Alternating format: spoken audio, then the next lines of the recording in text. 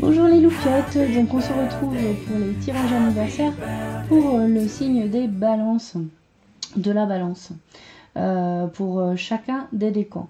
Donc comme je les ai sortis en retard par rapport à votre période anniversaire, ici je me propose de vous offrir ce tirage pour la période du 8 octobre au 8 novembre 2018.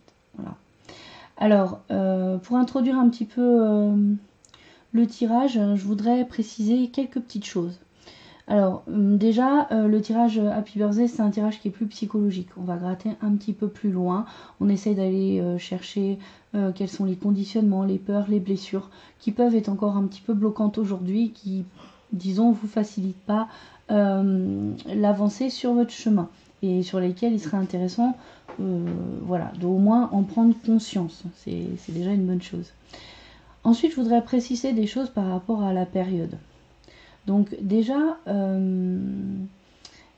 ces derniers temps, depuis cet été, il y a eu beaucoup de remue-ménage au niveau émotionnel. Ça a pu apporter pas mal de confusion chez beaucoup d'entre nous.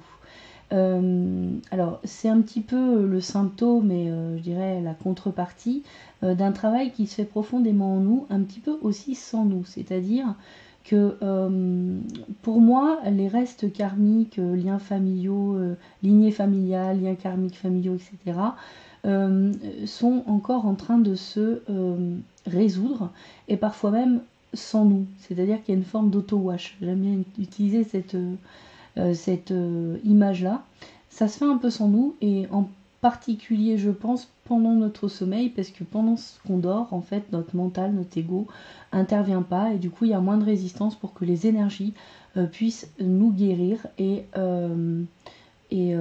finalement nettoyer ces traces karmiques, on va dire ça comme ça pour synthétiser.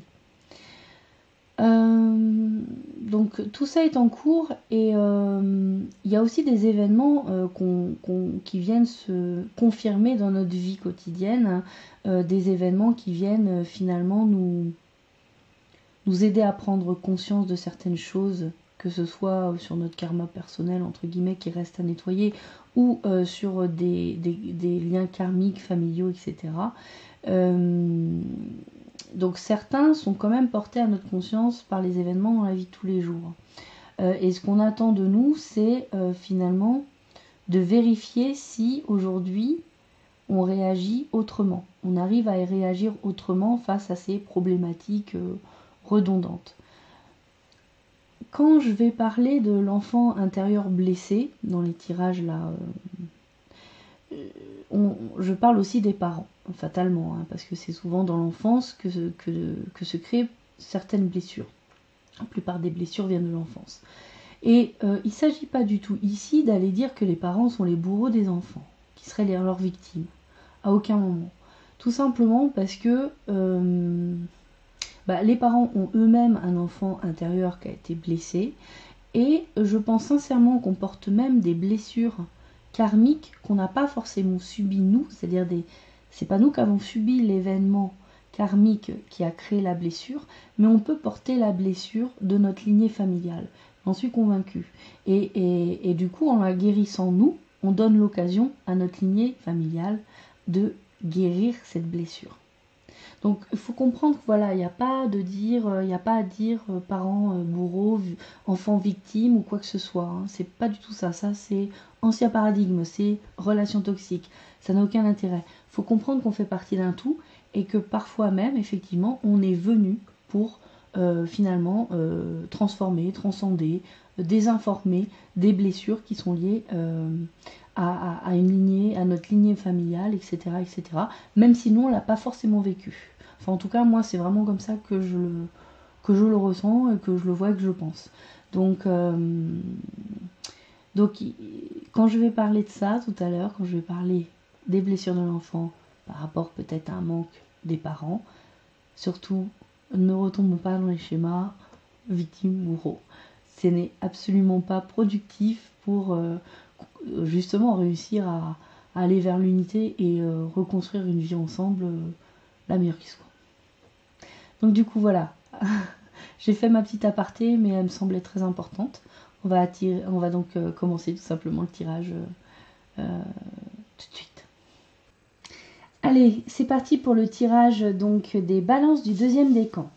Donc j'ai obtenu pour vous 3 cartes de l'oracle de l'enfant intérieur, de Revine, non c'est pas ça, de Marie-France et Emmanuel Ballet de Coqueromont, avec les illustrations de Sabine Adélaïde.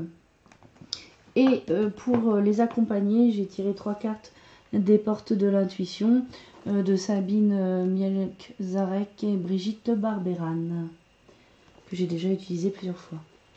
Donc, j'ai obtenu donc la carte la peur, le nourrisson adapté et l'émerveillement. Donc ici, la peur, en fait, elle nous parle d'énergie bloquée, parce que c'est ce qui se passe quand on a peur. Notre énergie, l'élan de vie, notre force de vie, elle est bloquée par la peur. Alors la peur, c'est une émotion tout à fait naturelle. C'est une réaction à un risque, à un danger pour l'intégrité du corps de la personne. Donc c'est normal d'avoir un mécanisme de défense qui est la peur quand notre vie est urgemment en danger. Hein. C'est un mécanisme naturel, normal. Donc on a tout à fait le droit d'avoir peur. Voilà. Après, ce qui est un petit peu gênant, c'est quand la peur en fait se manifeste. C'est notre ego, notre mental, hein, qui est un programme qui réagit à une situation de danger imminent. Le problème, c'est quand la peur se manifeste sur des sujets qui ne mettent pas notre vie en danger. On a peur des fois, on a le trac, on a peur de prendre la parole en public par exemple. On a peur de faire un choix. Il y a plein de façons d'avoir des peurs. Et en particulier, il y a 3 peurs verrous qui existent. C'est la peur de perdre le contrôle de ce qui se passe, c'est-à-dire de perdre la maîtrise des événements. C'est-à-dire c'est finalement avoir peur de lâcher prise sur ce qui se passe. On peut avoir aussi la peur de revivre une souffrance liée à notre enfance, de revivre notre blessure ou nos blessures qui sont souvent nées dans l'enfance la plupart du temps. Et on peut aussi avoir peur carrément de dépasser ses limites. Donc ça, c'est notre peur verrou, c'est de dire, mais finalement, si je dépasse mes limites, je vais vers l'inconnu, et l'ego n'aime pas l'inconnu. Le mental, il n'aime pas ce qu'il connaît pas. Donc voilà, on a des peurs verrous comme ça. Et si jamais on a peur comme ça par rapport à des situations, je parle, qui ne mettent pas notre vie éminemment en danger. L'idéal, c'est surtout ne pas bloquer cette peur, ne pas la nier, ne pas l'exprimer ou y résister. Il faut justement apprendre à l'écouter. Parce que cette peur, on a le temps de l'analyser, il n'y a pas d'urgence vitale. Déjà, ça évite de bloquer les énergies, parce que vous savez, quand on bloque une énergie, qu'il y a une densification de l'énergie dans nos corps subtils, en particulier quand ça finit par se manifester dans le corps éthérique qui alimente l'énergie vitale du corps physique, ça finit par matérialiser dans le corps physique des problématiques de santé. C'est le principe aussi de la médecine chinoise, de laisser justement passer l'énergie en traitant avec l'acupuncture par exemple, les méridiens qui permettent justement une bonne circulation de l'énergie. Donc surtout ne pas la bloquer, ne pas la nier, ne pas oublier qu'on a cette peur en nous. Il faut s'y confronter quelque part, il faut la regarder en face, dire ok j'ai peur, et essayer justement de comprendre. Alors déjà se rassurant en se disant ok, mon enfant intérieur a peut-être peur, je vais le rassurer, tout va bien. Voilà, il n'y a pas d'urgence vitale, ça va. Il va rien se passer. Et aller chercher quelle est la croyance qu'on nourrit, quel est le comportement qu'on génère en permanence, qui est justement lié à une des peurs qu'on a émises tout à l'heure. Quelle est cette peur ? Et quelle est cette croyance, ce comportement, ce conditionnement qui m'amène à avoir peur ? C'est souvent lié à notre histoire, c'est lié à ce qu'on a vécu. Et on a été conditionné aussi par des gens ou par des événements. Donc, souvent, c'est des sentiments qu'on n'a pas exprimés.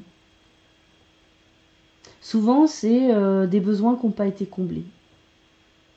Ou encore des situations, des événements qu'on n'a pas su digérer. Qui nous amènent à avoir peur aujourd'hui de finalement prendre des décisions, agir dans une direction qui pourtant pourrait être meilleure pour nous, qui pourrait nous apporter une vie qui nous correspond mieux.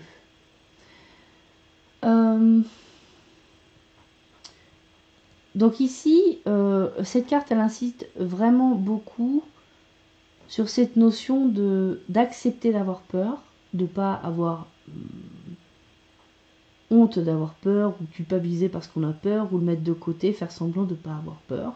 L'idée, c'est vraiment d'aller s'y confronter, d'aller chercher, mais quelle est cette croyance que j'ai qui fait que j'ai peur? Par exemple, je vais illustrer le truc, par exemple, on peut avoir peur de prendre la parole en public. On ne s'exprime pas. Quand il y a des gens, on n'ose pas prendre la parole et dire ce qu'on pense.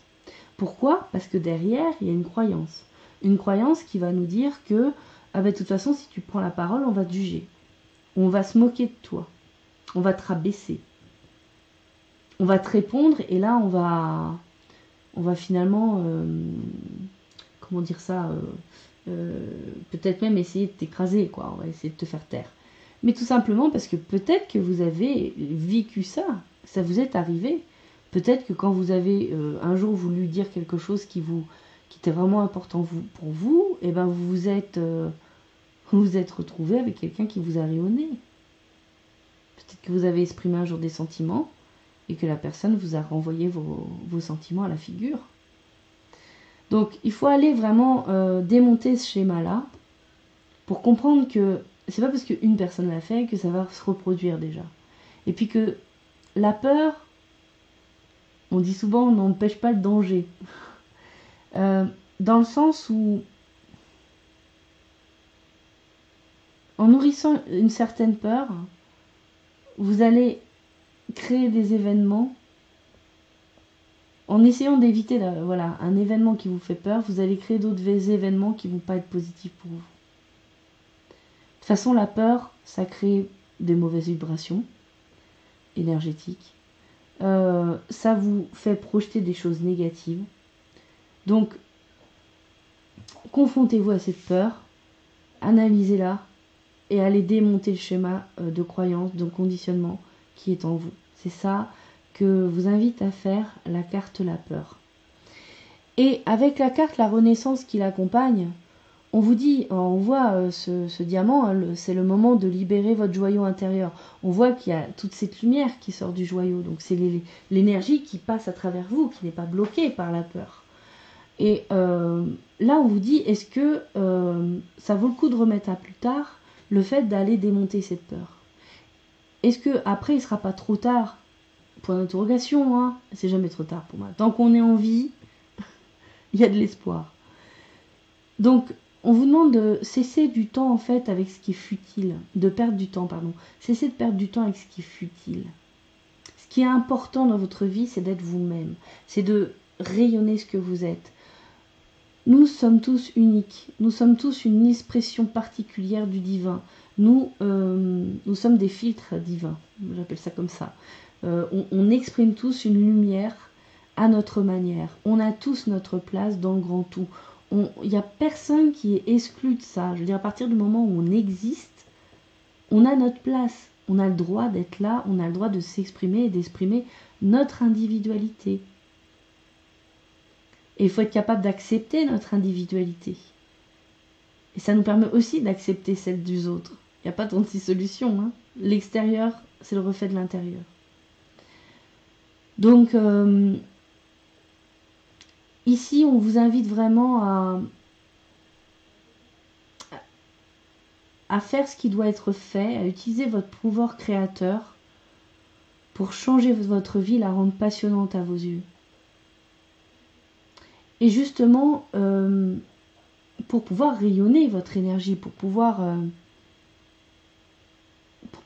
tout simplement être libre de faire ce que vous voulez, d'être ce que vous voulez. Et justement, on voit un petit peu d'où peut naître certaines peurs. Peut-être justement d'être soi-même avec le nourrisson adapté. C'est une carte qui me touche beaucoup. En fait, la carte du nourrisson adapté, c'est la carte qui parle de poison de la honte. En fait, c'est une partie en nous qui nous dit « je suis pas normal, je suis déficient ». Pourquoi ça arrive? Parce que Là, on parle de nourrisson, on parle de bébé, qui se suradapte dès qu'il sent qu'il y a une rupture avec le lien avec son parent. C'est le nourrisson adapté. Voilà, il va trouver des stratégies finalement pour qu'il y ait des attentions sur lui, pour qu'on prenne soin de lui.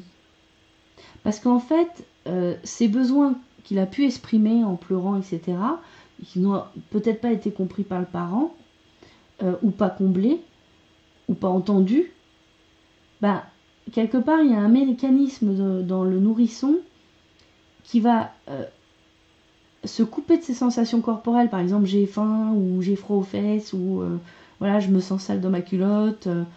Et il va se couper de ces émotions-là, parce qu'il va, quelque part, il y a un mécanisme qui dit, comme on a mon parent dont j'ai besoin de son amour, j'ai besoin qu'il prenne soin de moi, ne réagit pas à ce que je lui demande, c'est que ce que je demande, c'est pas normal. Ce que je ressens dans mon corps, c'est pas adapté, parce que je peux pas attirer l'attention de mon parent. Donc, il y a aussi il y a cette notion de honte, c'est-à-dire je suis déficient, anormal, sale, monstrueux, et finalement je mérite pas qu'on m'aime. Donc souvent, ce sont des nourrissons qui après, adultes, vont porter un masque de soumission pour qu'on porte de l'attention sur lui. Ça peut être aussi prendre le rôle de victime, justement. Prendre le rôle de victime pour que, même si c'est un bourreau que je trouve en face, quelqu'un qui va me faire du mal en face, c'est pas grave parce qu'au moins j'aurai son attention et ça me donne une illusion d'amour. Parce qu'il y a un lien qui se crée. Souvent, adultes, ce sont des personnes qui vont avoir, on verra des règles assez strictes. Des personnes qui vont avoir des valeurs rigides. Parce que ça va leur donner le sentiment d'avoir une structure. Du coup, on peut avoir des personnes qui sont froides, distantes, ou carrément à l'inverse, très émotives, très impulsives et limite ambivalentes dans leur réaction. On peut ne pas les comprendre en fait. C'est aussi des personnes qui peuvent avoir une représentation dégradée du féminin ou du masculin. Une forme de dualité entre les deux. Et du coup, on peut se retrouver avec des problèmes de compulsion dans la vie. On peut être à la recherche de plaisir d'essence. On peut rechercher le pouvoir aussi sur autrui, chercher à avoir une forme d'assujettissement sur les autres. Et encore une fois, moi, cette carte, elle me parle beaucoup. Je sais que c'est pas facile ce que je suis en train de dire, mais clairement, moi, je sais que il y a une part de moi qui est forcément dans cette forme de rejet, parce qu'on est sur une blessure de rejet, et il y a de ça. Il y a de ça dans ce que je dans ce que je tente de transcender. Je vais y arriver de toute façon, puis on est très aidé par les énergies pour arriver à se dégager de ces peurs et de ces blessures en fait, pour guérir ces blessures. Mais cette carte, elle vous propose aussi, elle vous dit aussi essayer d'aller chercher quelle est la fausse croyance, encore une fois, même principe que tout à l'heure, qui m'a amené à penser que je ne suis pas digne d'être aimée. Est-ce que c'est vraiment juste ça? Est-ce que je suis pas digne d'être aimée? Est-ce que c'est vrai? Bien sûr que non. Et il y a un petit mantra que vous pouvez répéter en permanence, plusieurs fois par jour, pour guérir de cette onde toxique que vous avez générée en vous, en essayant de vous adapter, en tant que nourrisson adapté, c'est « Je suis d'essence divine et de nature humaine imparfaite et limitée ». C'est-à-dire que oui, je suis dans ce corps humain incarné qui me limite. On ne va pas se le cacher, ça nous limite. Mais en même temps, l'énergie qui me traverse, elle est de nature divine. Donc, est-ce que le mieux pour moi, c'est pas justement à travers, peut-être, vous voyez, la pierre qui représenterait le corps, qui représenterait l'incarnation, peu importe ce corps, je vais faire passer cette énergie divine. Et c'est ça qu'on verra de moi. C'est l'éclat du diamant. Alors ici, avec la carte réparation, dès que vous transformez ou réparez les choses, vous récupérez toute une énergie dont vous pouvez disposer. Alors là, en fait, cette carte, elle nous parle d'un parallèle entre le fait, entre la matière et ce qu'on est nous à l'intérieur. C'est-à-dire qu'on vous dit que la manière dont vous allez prendre soin de des choses que vous possédez, votre voiture, votre maison, votre appartement, vos choses, si vous les réparez, etc., ou si vous vous en débarrassez quand ça marche plus, c'est un miroir de la manière dont vous prenez soin de vous et dont vous gérez justement vos blessures. Ici, c'est en fait quelque part pour matérialiser le fait de prendre soin de vous et de vous accorder peut-être l'amour que vous pensez ne pas mériter. Eh ben, on vous invite à faire, pour profiter de cet effet miroir, à prendre soin des choses qui vous appartiennent. Prendre soin de votre chez vous, faire en sorte que ce soit propre, agréable, lumineux, chaleureux, à votre image. Et puis toutes les choses qui sont cassées, qui dysfonctionnent chez vous, soit vous pouvez les réparer, vous les réparez. Si c'est pas réparable, eh ben, on évacue. On ne garde pas un truc qui encombre et qui dysfonctionne. Ça va vous renvoyer la même chose à l'intérieur de vous. En prenant soin de votre chez vous, de votre habitation, vous allez prendre aussi soin de votre temple intérieur. Alors avec la carte émerveillement, en fait on vous invite ici à travailler l'énergie qui permet de voir l'invisible. Saint-Exupéry disait « On ne voit bien qu'avec le cœur, l'essentiel est invisible pour les yeux ». Et là, en fait, on vous invite vraiment à voir la vie et votre vie avec les yeux de votre cœur. Voyez la beauté, la grandeur et la profondeur du monde.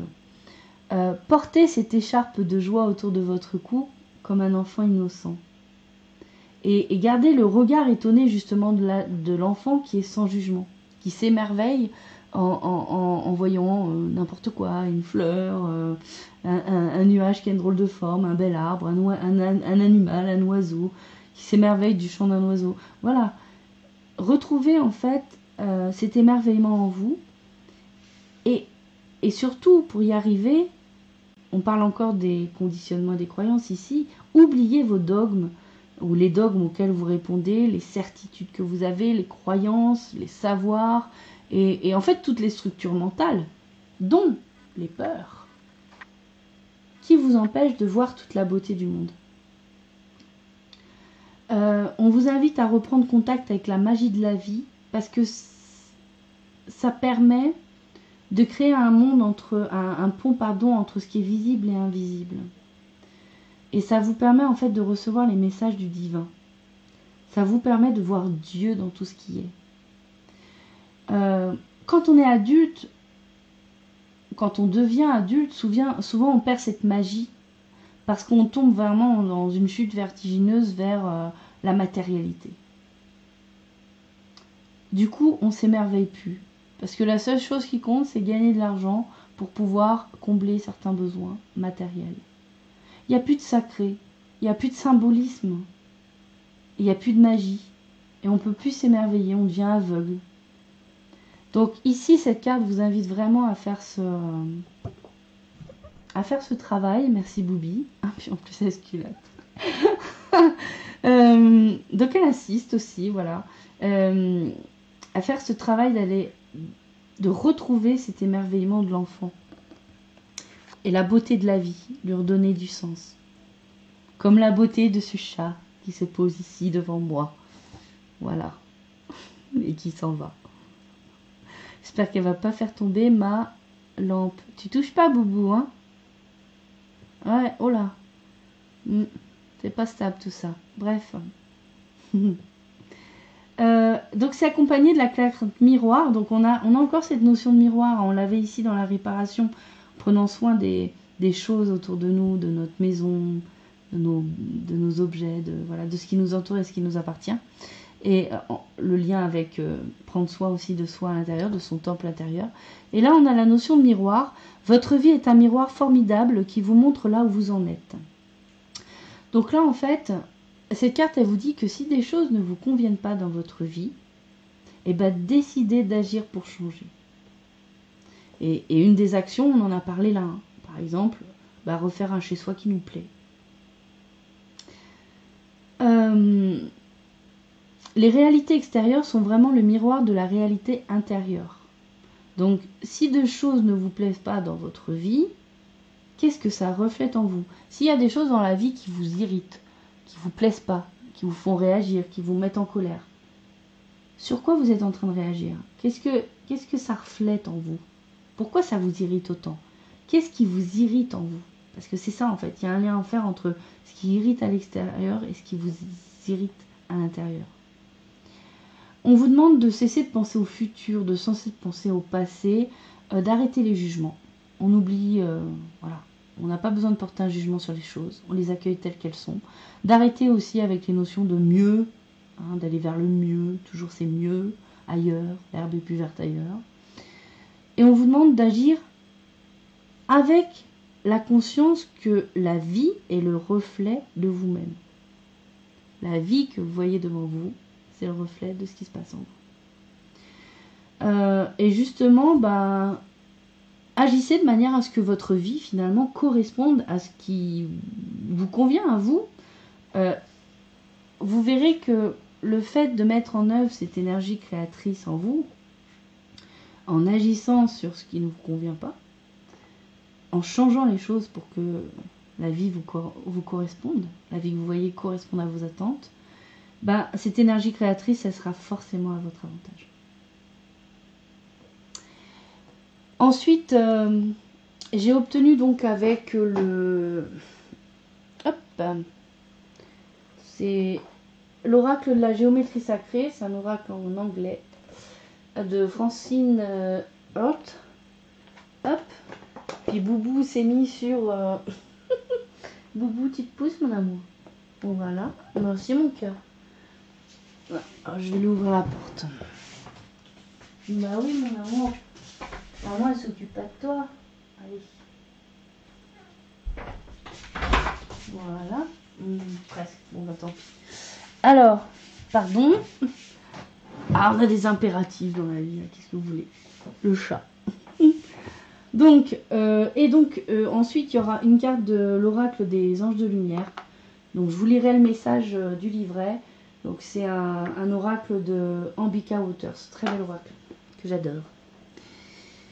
Donc, avec ici la Golden Spiral, hein, on nous parle ici, vous reconnaissez le nombre d'or, la représentation du nombre d'or, la suite de Fibonacci, si je ne dis pas de bêtises en prononciation.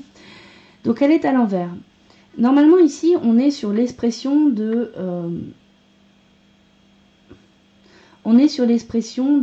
quelque part, les proportions parfaites du divin.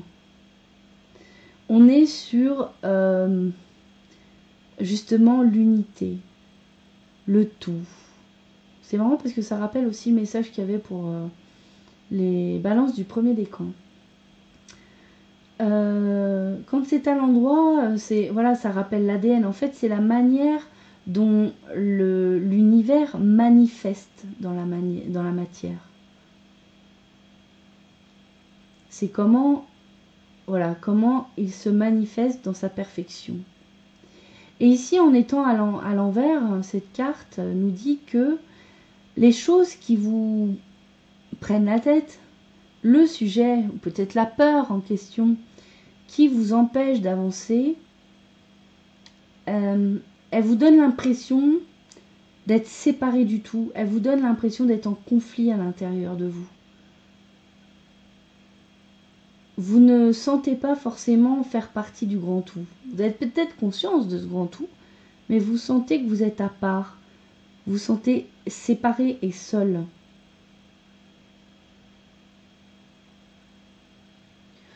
Et donc en fait, là, cette carte, elle vous dit, est-ce que cette différence entre vous et le reste de l'univers, vous avez l'impression d'être séparés. Donc ça veut dire que pour vous, il y a une différence entre vous et les autres, d'une certaine manière.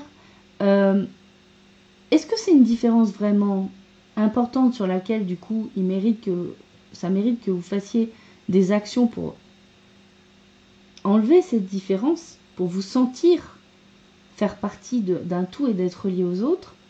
Ou est-ce que finalement cette différence, c'est pas un problème pour vous? Et que vous avez juste à enlever ce conflit et retourner cette carte.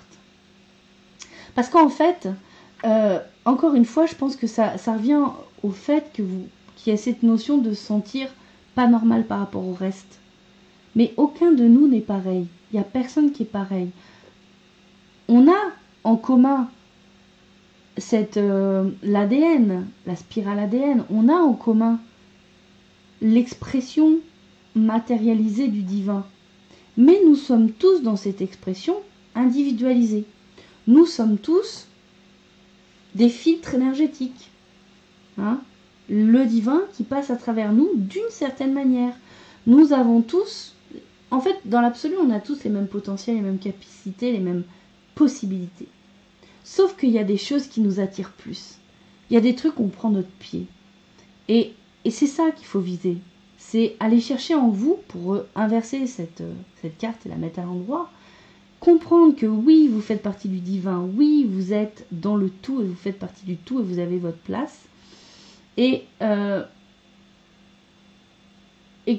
le seul moyen finalement d'être heureux, c'est d'accepter d'être différent tout en étant pareil. J'ai la même valeur que les autres, je suis pareil que les autres, j'ai la même valeur que les autres. Mais par contre, j'exprime le divin d'une manière unique. Avec la dernière carte, donc de l'oracle des anges lumineux, j'ai obtenu pour vous l'ange du pouvoir. Très jolie carte, j'adore. Pleine de couleurs.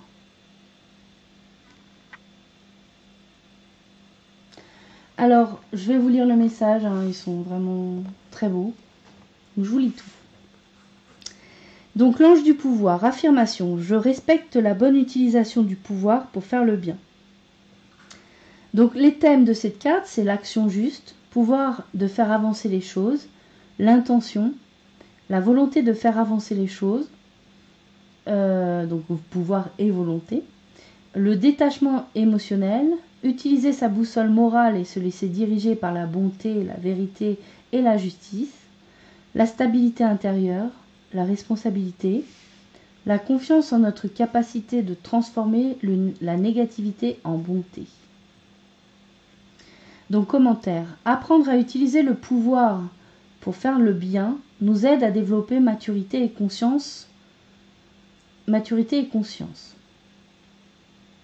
Posséder la capacité de rendre nos rêves réels requiert de la conscience, de la volonté et de la sagesse. Nous avons tous besoin de formation et d'opportunités de développement pour découvrir comment accéder à notre pouvoir et comment l'utiliser pour le bien. Le bon usage de notre pouvoir dépend de notre capacité à établir des forces positives, à améliorer et à créer des opportunités pour que le bien puisse s'exprimer. Le pouvoir a la capacité de déplacer les choses, les personnes, les situations et les événements. Nous avons toujours le choix de l'utiliser pour le bien. Nous avons juste besoin d'aide et d'orientation pour maîtriser notre puissance et apprendre à l'utiliser judicieusement. Signification. Nous nous connectons à l'ange du pouvoir lorsque nous souhaitons avancer dans la vie et améliorer nos situations personnelles et professionnelles. Nous pouvons toujours choisir comment utiliser notre pouvoir et nous montrer prudents dans la façon dont nous l'utilisons. Le pouvoir peut nous aider à créer, à construire et à faire le bien dans le monde. Vous devez cultiver des intentions claires. Si vous souhaitez récupérer votre pouvoir après l'avoir alloué à autrui ou à quelque force que ce soit. Vous entrerez en possession de votre propre pouvoir si vous restez ferme et affirmez votre droit à votre propre vie. Prière, cher ange du pouvoir, apprends-moi à utiliser mon pouvoir avec sagesse pour mon bien et celui de celles et ceux qui m'entourent.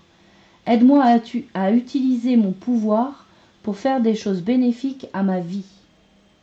Enseigne-moi l'humilité et la compréhension lorsque j'entre en possession de mon propre pouvoir. Voilà, Ça clôture très bien ce tirage, puisqu'ici, cette carte vous invite à reprendre le pouvoir sur votre vie, à reprendre ce pouvoir que vous avez laissé aux autres de vous aimer. Aimez-vous déjà. Vous avez le pouvoir de vous aimer, vous, de vous réaliser. Vous n'avez pas besoin d'attendre que les autres répondent à vos besoins. Vous pouvez répondre vous-même à vos besoins. Vous n'avez pas besoin des autres pour réaliser votre vie. C'est vous, votre volonté et votre pouvoir qui vous permettront de réaliser la vie de vos rêves. Et je pense que c'est intéressant ici de... Alors, il y avait une notion dans la carte, voilà, je vais y arriver, de se faire aider. On peut se faire aider de plusieurs façons. Alors, il y a du coaching, il y a bien sûr du développement personnel, tout ce qui est lié à la psychologie, etc.